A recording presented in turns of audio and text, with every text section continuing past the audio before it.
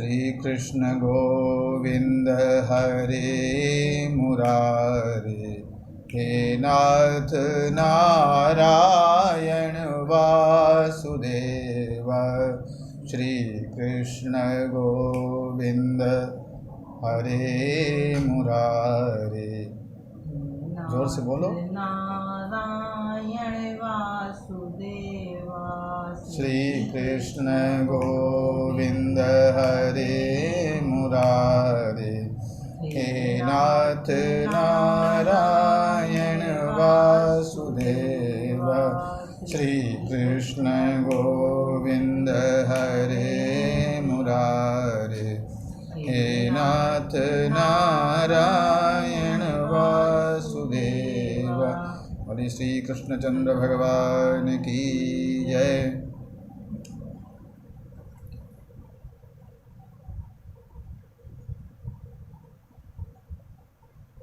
धर्म क्षेत्र कुरुक्षेत्र में कौरव सेना और पांडव सेना के बीच में श्वेत अश्वों से युक्त रथ पर सारथी के रूप में रथ के आगे भक्तवत्सल भगवान श्री कृष्ण विराजमान हैं।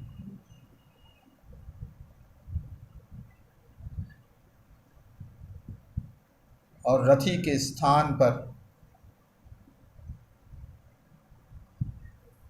शोक संविघ्न मानस, शोक संविघ्न मानसः, शोक के सागर में सम्मग्न अर्जुन विसृज्य सशरम चापम, इसने गांडीव धनुष रख दिया, शोक के समुद्र में डूब रहा है। ऐसा अर्जुन रथी के स्थान पर बैठा हुआ है।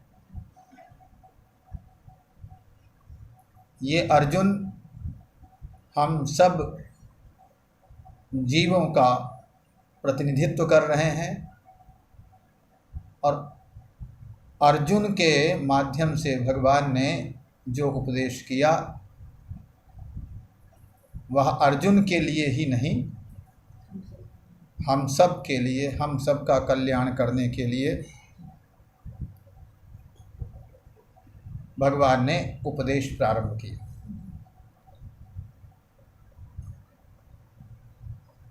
और ये जो उपदेश है ये भगवान किसको कर रहे हैं? प्रपन्न अर्जुन को कर रहे हैं, जो पूर्ण रूप से भगवान के चरण कमलों में सर्वथा समर्पित है। तो ऐसे समर्पित शरणागत प्रपन्न अर्जुन को भगवान उपदेश प्रदान कर रहे हैं। शास्त्रों में उपदेश के 3 प्रकार बताए। एक तो उपदेश होता है प्रभु सम्मित उपदेश, और दूसरा उपदेश होता है सुहृद सम्मित उपदेश, और तीसरा उपदेश होता है, तीसरा प्रकार उपदेश का कांता सम्मित उपदेश। तो प्रभु सम्मित उपदेश क्या है? जैसे एक स्वामी अपने सेवक को आदेश देता है, आज्ञा देता है, ये काम कर लाओ, ये करो, ये करो, ये करो, और ये मत करना, सीधे सीधे आदेश देता है ना स्वामी अपने सेवक को। तो जैसे स्वामी सेवक को आदेश देता है, और यहाँ आदेश में स्वामी जब आदेश देता है, स्वामी जब कोई आज्ञा देता है तुम्हें ये काम करना है, ये काम करो, तो ये आवश्यक नहीं है कि वो उस आज्ञा के पालन का फल भी बतावे। आवश्यक है तो सीधे सीधे कहेगा ये काम करो। ये आवश्यक नहीं है कि वो ये कहे कि तुम्हें इस काम को करने से ये लाभ होगा, इस कार्य का ये लाभ है, इस कार्य का ये फल है, ये न करने का ये फल है, ये करने का अमुक फल है, ये फल साथ साथ में, आज्ञा के साथ साथ में फल का भी निर्देश करे स्वामी, ये कोई आवश्यक नहीं है, वो तो सीधे आज्ञा देता है।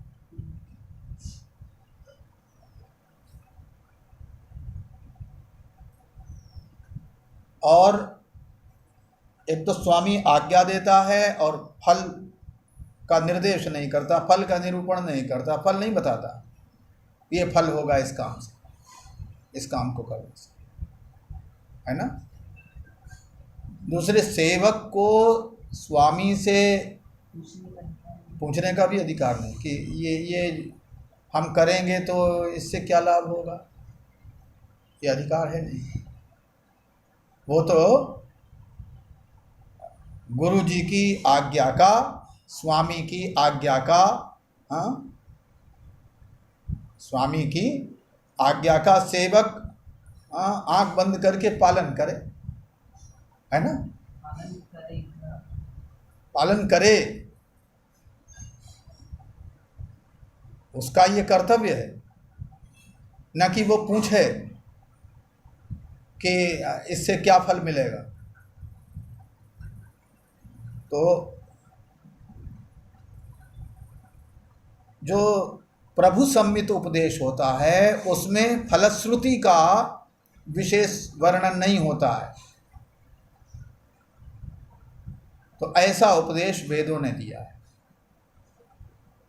वेद श्रुतियाँ जो हैं कृपालु हैं, वेद भगवान बड़े कृपालु हैं और उन पर उनकी विशेष करुणा हम जीवों पर बरस रही है। तो इसलिए कभी कभी क्या करते हैं कि इसका मन काम में लग जाए, इस कार्य में इसका मन लग जाए, इसलिए कभी कभी फल भी बता देते हैं और कभी फल नहीं बताते हैं। जैसे अहरह संध्याम उपासित, भाई प्रतिदिन संध्या उपासन करो, तो यहाँ फल नहीं बताया कि संध्या उपासन करने से हमें क्या फल मिलेगा, ये नहीं बताया। माहिंस्यात् सर्वभूतानि, किसी की हिंसा मत करो, तो हिंसा न करने से क्या फल होगा ये नहीं बता रहे, है ना। जैसे श्रुति ने कह दिया कि अग्निहोत्रम जुहियात, नित्य हवन करो, अग्निहोत्र नित्य करो, तो ये आज्ञा तो दे दी, लेकिन आज्ञा के साथ ये नहीं कि फल बतावें, ये आवश्यक नहीं है। और कहीं कहीं फल भी बता दिया, क्योंकि दयालु हैं, कृपालु हैं वेद भगवान, तो कहीं कहीं पर फल का भी वर्णन है जिससे इसका इस काम में मन लग जाए। जो सकाम कर्म है उनमें फल भी बता दिया। स्वर्ग कामो ज्योतिष्टोमेन स्वर्ग कामो यजेत, भाई स्वर्ग की इच्छा है तो स्वर्ग फल की प्राप्ति के लिए ज्योतिष्टोम याग करो, तो यहाँ फल बता दिया। तो ये तो स्वामी की इच्छा है कि वो फल कहीं बताते हैं, कहीं बिना ही फल बताए और सीधे सीधे आज्ञा दे देते हैं। तो इस प्रकार जो प्रभु सम्मित उपदेश होता है उसमें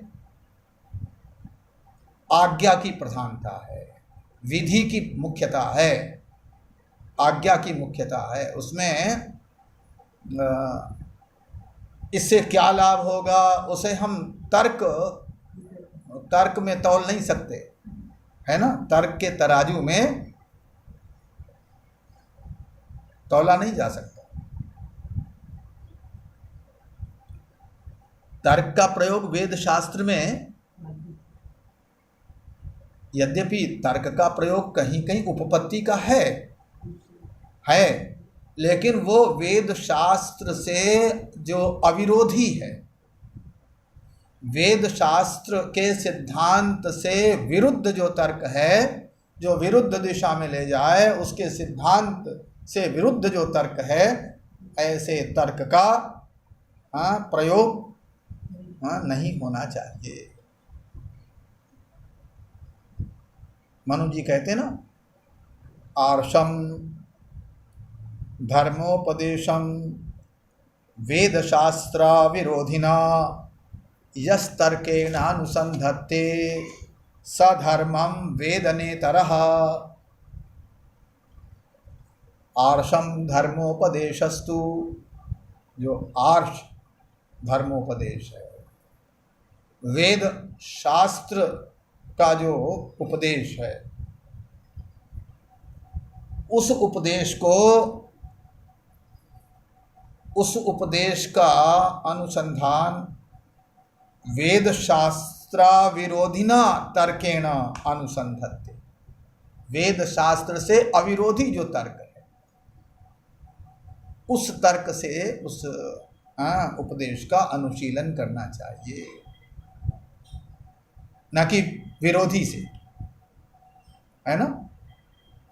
तो वेद शास्त्र के सिद्धांतों से विरुद्ध तर्क का प्रयोग न करें, उसका अनुशीलन ऐसे तर्क से न करें।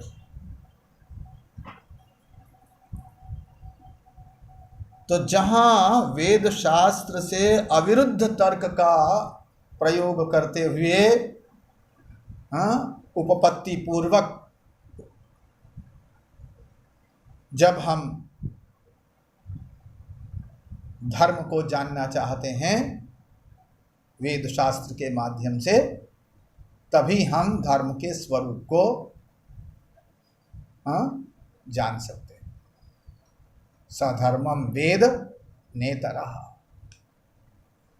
तो ये जो श्रुति का जो उपदेश है, ये है प्रभु सम्मित उपदेश, और दूसरा उपदेश है सुहृत सम्मित उपदेश। सुहृत, सुहृत कहते हैं उपकार की अपेक्षा, जिसे उपकार की अपेक्षा नहीं है, उपकार की अपेक्षा के बिना जो हमारा उपकार करे। जैसे सूर्य नारायण, हम उन्हें जल चढ़ावें, ये उन्हें अपेक्षा नहीं हमसे, हमें प्रकाश देते हैं, ये हमारे सुहृत हैं ना। वायु देवता, हम उनमें सुगंधित वस्तु ही उनको समर्पित करें, ये उन्हें अपेक्षा नहीं है, और फिर भी वो हमें श्वास दे रहे हैं। ऐसे ही परमात्मा को अपेक्षा नहीं है हमसे कि वो ये जीव हमारी पूजा करे, हमें लड्डू चढ़ावे, हमारी आरती उतारे, और फिर भी भगवान हम पर कृपा कर रहे हैं, हमें सत्ता दे रहे हैं, चेतना दे रहे हैं। तो ये जो सुहृत सम्मित जो उपदेश है, ये जैसे एक मित्र दूसरे मित्र को समझाता है, वैसे ही पुराणों में, महाभारत में, वाल्मीकि रामायण में, आख्यानों के माध्यम से कि भाई ये इस व्यक्ति ने ये अच्छा काम किया तो देखो इसको कितना सुंदर फल मिला, और इसने ये बुरा काम किया तो इसको देखो कितना खराब फल मिला। तो ये कार्य कारण भाव दर्शाते हुए कि इसका क्या फल होगा, इस अच्छे कर्म का क्या फल इसे मिला और इस बुरे कर्म का इसे क्या फल मिला, ये दिखाते हुए आख्यान के माध्यम से, कथा के माध्यम से जो उपदेश होता है, ऐसे उपदेश को कहते हैं सुहृत सम्मित उपदेश। जैसे बताया गया, यान्ति न्याय प्रवृत्तस्य तिर्यंचोपि सहायता, और अपंथानम तो गच्छन्तम सोदरोपि विमुञ्चति। भाई जो न्याय के पथ पर चल रहे हैं, जो सदाचारी हैं, उनके लक्ष्य की प्राप्ति में बंदर भालू भी सहायक बन जाते हैं। जैसे भगवान श्री राम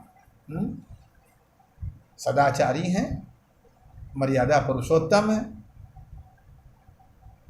तो रावण से युद्ध करते समय उनके सहायक बंदर भालू बन गए। और अपंथानम तो गच्छन्तम, और जो कुमार्ग पर जा रहा है, अन्यायी है, अत्याचारी है, उसके अपने भी साथ छोड़ देते हैं। जैसे रावण का अपने सगे भाई ने भी, भीषण ने साथ छोड़ दिया। तो इससे ये समझा दिया इतिहास ने, वाल्मीकि रामायण में ये समझा दिया गया कि देखो भाई, न्याय के मार्ग पर चलोगे, सदाचारी बनोगे, धर्मपरायण बनोगे, तो कोई भी तुम्हारी सहायता कर सकता है। तुम्हारे सारी प्रकृति तुम्हारी सहायक बन जाएगी। और यदि कुमार्गामी होगे, तो अन्यायी अत्याचारी होगे, तो तुम्हारे अपने भी तुम्हारा साथ छोड़ देंगे। पराये क्या साथ देंगे, अपने भी साथ छोड़ देंगे। ये जो इस प्रकार से उपदेश देके इतिहास ने वाल्मीकि रामायण में जब समझाया, तो जीवों की समझ में आएगा। बोले हमें सदाचारी होना चाहिए, रामवद वर्तितव्यम न रावणवद। राम के समान व्यवहार हमें करना चाहिए, रावण के समान व्यवहार नहीं करना चाहिए। समझ में आ गया ना। तो ये जो उपदेश है, ये कैसा है? ये है सुहृत सम्मित उपदेश। और तीसरा उपदेश होता है कांता सम्मित उपदेश। जैसे साध्वी सती धर्मपत्नी एकांत में प्रेम पूर्वक, स्नेह पूर्वक अपने पति को, यदि वो कुमार की ओर, उसकी ओर प्रवृत्ति है पति की, तो उसको धीरे धीरे प्रेम पूर्वक समझाती है और उसकी समझ में वो आ जाता है ना। इसी प्रकार ये जो नाटक हैं, काव्य हैं, तो नाटक काव्य आदि के माध्यम से हमें समझाया गया, जो उपदेश दिए गए हैं, छोटे छोटे उपदेश, ये नाटक काव्य आदि के माध्यम से भी उपदेश है ना। तो वो उपदेश कैसे हैं? कांता सम्मित उपदेश। ये जो गीता है, श्रीमद् भगवत गीता, इसमें जो भगवान श्री कृष्ण उपदेश दे रहे हैं, ये कौन सा उपदेश है, कैसा है? ये सुहृत सम्मित उपदेश है ना। जैसे एक मित्र अपने मित्र को उपदेश देता है, उसी प्रकार भगवान श्री कृष्ण यहाँ अर्जुन को उपदेश दे रहे हैं। तो एक तो वैसे भी ये पुराने इतिहास का भाग है, श्रीमद् भगवत गीता। इतिहास महाभारत है ना, महाभारत इतिहास के अंतर्गत है, और इतिहास महाभारत का ही अंश ये श्रीमद् भगवत गीता है, वहीं से उद्धृत है। तो पुराने इतिहास का जो उपदेश है वो सुहृत सम्मित उपदेश है। दूसरे ये जो भगवान श्री कृष्ण और अर्जुन, ये हैं भी परस्पर सखा। नारायणम नरम चैव सत्वमेकम द्विधा स्थितम। ये शरीर तो दो दिखाई पड़ते हैं, नारायण और नर, श्री कृष्ण और अर्जुन। शरीर तो दो दिखते हैं कि एक सारथी है, दूसरा रथी है, पर दो हैं नहीं। ये रथी सारथी दोनों मिलके एक ही हैं, ये दोनों मिलके लीला कर रहे हैं। तो हैं वस्तुतः दोनों एक, दोनों परस्पर सखा हैं, दोनों अभिन्न हैं। सखा का मतलब साथ में, साथ में जिसकी ख्याति हो, प्रसिद्धि हो। श्री कृष्ण अर्जुन की प्रसिद्धि साथ साथ, कैसे अभिन्न सखा है भगवान के। अर्जुन सख्य संबंध से श्री कृष्ण की उपासना करते हैं, सख्य संबंध। और इसीलिए अर्जुन कभी कभी परिहास भी करते हैं भगवान के साथ, हंसी मजाक भी हो जाती है। और इसलिए श्रीमद् भगवद गीता के 11वें अध्याय में अर्जुन ने क्षमा भी मांगी। महाराज बहुत सी बातें हमने हंसी मजाक में आपसे कही दी, हमें क्या पता था, आप तो विश्वरूप हो, आप हमें क्षमा कर दो। तो अर्जुन का सख्य भाव भगवान के, और यहाँ भगवान अर्जुन को जो उपदेश दे रहे हैं वो उपदेश भी सख्य भाव से ओतप्रोत उपदेश है भगवान का। हाँ, और इसीलिए अर्जुन के मन में यदि कोई संदेह होता है तो उस संदेह को व्यक्त करने में हिचकते नहीं। यदि प्रभु सम्मित उपदेश होगा तो वहाँ तो कोई प्रश्न ही नहीं उठता, सीधे सीधे आज्ञा पालन करने लगो। लेकिन यहाँ भगवान उपदेश करते हैं, एक अध्याय में दूसरे अध्याय में उपदेश किया और तीसरे में अर्जुन कहने लगे व्यामिश्रेण वाक्य न बुद्धि मोहयसीव में। महाराज ये आपकी मिली जुली जो वाणी है, कभी कहते हो कर्म करो, कभी कहते हो कि विरक्त हो जाओ, कभी कहते हो युद्ध करो, हाँ, कभी कहते हो ज्ञान श्रेष्ठ है, कभी कहते हो कर्म श्रेष्ठ है। ये समझ में नहीं आ रहा है आपका। तो एक सखा जैसे अपने सखा को सीधे सीधे हाँ बोल देता है, एक सखा का एक मित्र का जैसे एक मित्र के साथ संवाद होता है, उसी प्रकार यहाँ भगवान श्री कृष्ण का और अर्जुन का संवाद है। और वैसे भी जीव और ईश्वर हैं सखा। श्रुति कहती है द्वा सुपर्णा सयुजा सखाया, दो सुंदर पक्षी सुपर्ण, दोनों ही पक्षपाती हैं, दोनों ही पक्षी हैं। एक भोगों का पक्ष लेता है और दूसरा भक्तों का पक्ष लेता है, तो दोनों ही पक्षी साथ रहते हैं, एक ही पीपल की डाली पर बैठे हुए हैं, एक ही अश्वत्थ हाँ संसार जो परिवर्तनशील है, ऐसे संसार वृक्ष रूपी संसार रूपी पीपल की डाली पर दोनों ही बैठे हैं। और दोनों क्या, जो अंतःकरणोपहित चैतन्य है वही जीव है, अविद्योपहित चैतन्य, अंतःकरणोपहित चैतन्य, अविद्यावच्छिन्न चैतन्य वो जीव है। और माया का जो अधिपति है, मायोपहित है पर माया का अधिपति, ऐसा जो चैतन्य है मायोपहित चैतन्य, और मायोपहित होते हुए भी माया को जिसने वश में कर रखा है, माया जिसके वश में है, माया के वश में जो नहीं है, तो ऐसा जो चैतन्य है वो ईश्वर है, श्री कृष्ण है। हाँ, तो ये जीव और ईश्वर हैं तो दोनों सखाई एक साथ रहते हैं।